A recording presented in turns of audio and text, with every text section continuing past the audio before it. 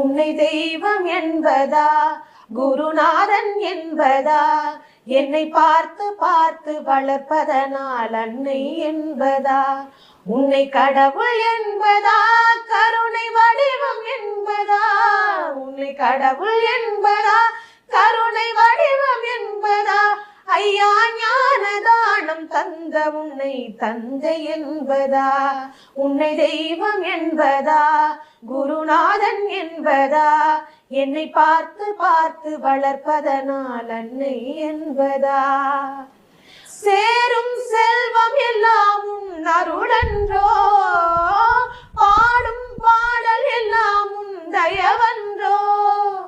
சேரும் செல்வம் எல்லாம் உன் அருளன்றோ,